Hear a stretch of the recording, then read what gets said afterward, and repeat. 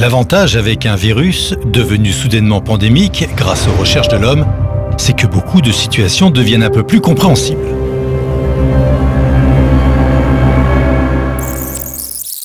On comprend mieux l'urgence de ces hommes d'affaires qui organisent des faux journaux télé avec des vrais professionnels de tous les secteurs afin de gérer une pandémie annoncée et attendue. Un événement sous la gouvernance de Bill Gates et du Forum économique de Davos qui rassemble les plus gros industriels de la planète.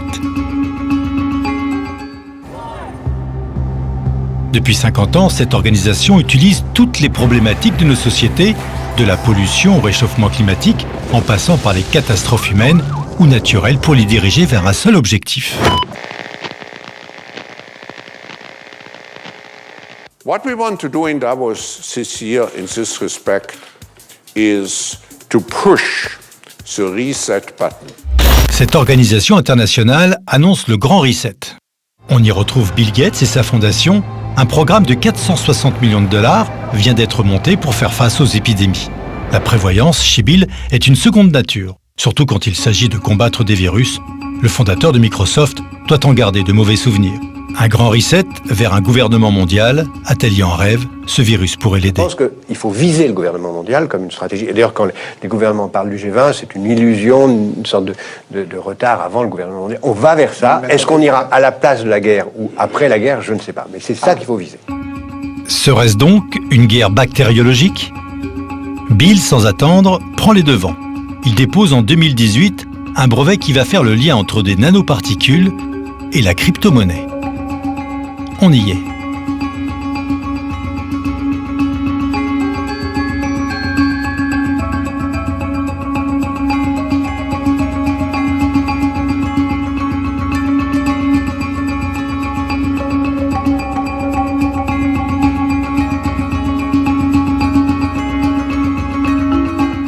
Pour que la crypto-monnaie puisse exister, il faut surtout que les capacités techniques de circulation soient mises en œuvre. Et donc, ce qui explique que, effectivement, il y a eu, en particulier en France, à la faveur du confinement, des décisions de mise en œuvre rapide de la technologie 5G et de l'installation d'antennes 5G qui permettront en effet une circulation plus aisée de toutes ces données dématérialisées, parce qu'il faut se rendre compte qu'aujourd'hui la monnaie circule déjà partiellement de façon dématérialisée, mais pas totalement, et que pour générer une circulation dématérialisée totale, qui s'ajoutera à toutes les autres données dématérialisées non liées à la monnaie, comme par exemple les données de santé, eh bien, il faut des capacités technologiques, techniques, qui ne sont peut-être pas suffisantes encore à l'heure actuelle. Sans la 5G, il n'y a pas d'Internet des objets, ce qu'on appelle Internet of Things. Internet of Things, c'est le maillon essentiel des UN Sustainable Development Goals 2030, qui sont la base du Great Reset. C'est aussi simple que ça. Comprenez ce que ça veut dire. Donc ça veut dire que déjà, ils sont capables de tracer les activités corporelles et ensuite d'affecter la monnaie en fonction du fait des critères corporels qui auront été prédéterminés pour générer la monnaie. C'est-à-dire que là, on arrive à un contrôle total de l'individu, selon lequel, écoutez, si vous allez à tel endroit qui est interdit, vous n'aurez pas votre affectation monétaire.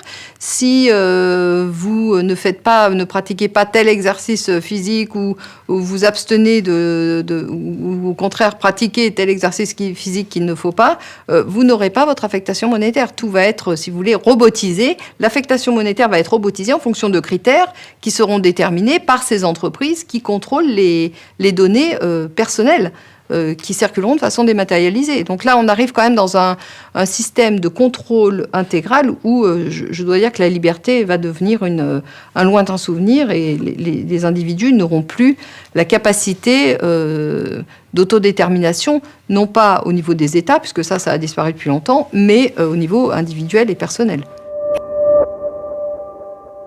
En fait, ce qui se passe devant nous, une crise sanitaire certes, mais une crise fondamentale des pouvoirs financiers dans lequel le banquier traditionnel, celui que l'on dépeint toujours comme étant le mauvais garçon, deviendrait même le petit agneau qu'il faut défendre.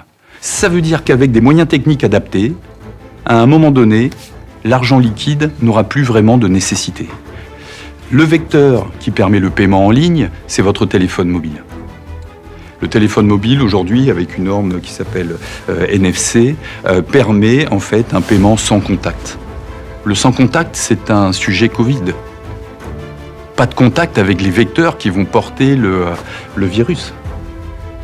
Pas de contact avec le billet de banque qui peut et qui a été certainement dans toutes les mains. Donc, au final, notre carte de crédit et notre téléphone mobile, c'est un sujet extrêmement important. Si jamais l'argent liquide disparaissait au niveau mondial et que le téléphone mobile était le simple élément de paiement, on basculerait dans un autre monde qui serait le monde de la donnée. Mais le monde de la donnée pose un problème, qui est un problème de l'intimité de l'être humain et de sa liberté absolue et de son libre arbitre. Ce téléphone mobile, quand vous le portez dans la poche et que vous payez avec, que vous auriez tendance à payer avec, évidemment, contient d'autres capteurs. Et parmi les autres capteurs, il a une petite puce Bluetooth. Et Bluetooth, c'est ce qui a été exploité dans l'application Stop Covid. C'est un sujet qui est fondamental parce que pendant la phase Covid, au mois de mai de cette année, certaines personnes, ce n'est pas tout le monde, d'après l'enquête que l'on a pu mener, ont reçu sur leur téléphone Android le suivi de leur activité. Google avait suivi leur activité et leur faisait un rapport de contrôle. Mais Google n'est pas l'État. Google est une société privée. Quelle est l'éthique de cette société privée? Quels sont les projets de cette société privée? L'un des projets de Google, clairement établi, et du groupe Alphabet, c'est l'immortalité. Parce qu'Elon Musk a annoncé la capacité d'influer sur l'esprit humain dès l'année prochaine, après avoir fait la semaine dernière un test d'implantation d'une clé USB dans le cerveau d'un cochon, autour de son projet Neuralink. Personne, ou très peu de monde, n'a posé le sujet éthique. La manipulation de la conscience de l'extérieur, dans un monde qui cherche l'immortalité. Comment expliquer que le fondateur de Twitter ait investi $1 milliard dans la Covid? Comment expliquer que ce jeune homme a créé une start-up spécialisée dans le numérique? De Twitter, il passe à Square, une start-up spécialisée dans le numérique en 2016 et qui va enflammer la bourse pendant la pandémie.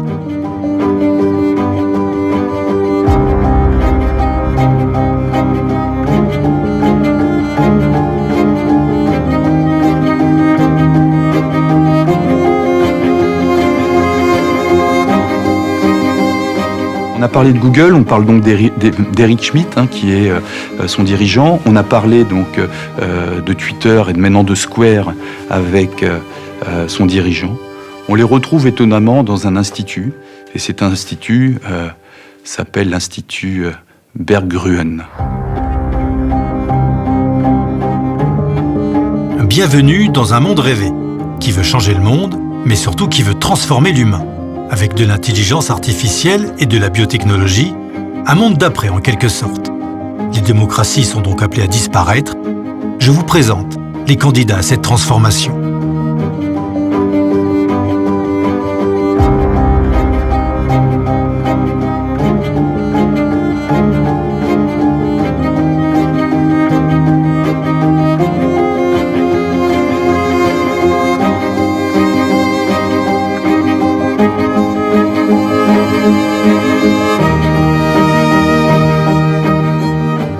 Là où ça devient vraiment embêtant, c'est quand le socle éthique, le socle moral, le socle de débat public est confisqué, avec cette notion qu'il y a des gens qui peuvent y réfléchir et d'autres qui vont le subir.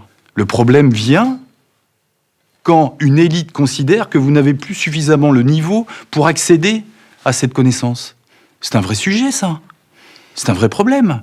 Je suis un horrible élitiste. Je pense que le monde complexe de demain ne peut être géré que par des intellectuels. Vous, dans cette salle, vous allez vivre un âge d'or. Et nous devons créer une société inclusive et trouver le moyen d'éviter qu'il y ait un gigantesque gap. Ce que Harari, dans Homo Deus, appelle des dieux et des inutiles, les dieux, vous, qui maîtrisez, contrôlez, managerez les technologies NBIC, les technologies transhumanistes, et les inutiles, les gens moins favorisés qui auront du mal dans le monde compliqué dans lequel nous rentrons, et les gilets jaunes. C'est la première manifestation de ce gap intellectuel insupportable que nous sommes en train de créer entre les winners, les dieux d'Harari, et les losers, les inutiles.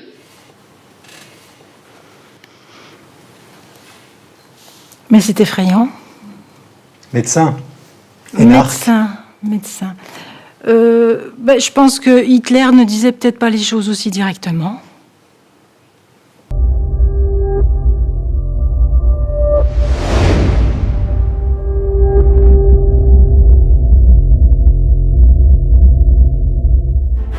Un virus qui a donc terrorisé le monde à une exception près, la bourse. Cherchez l'erreur.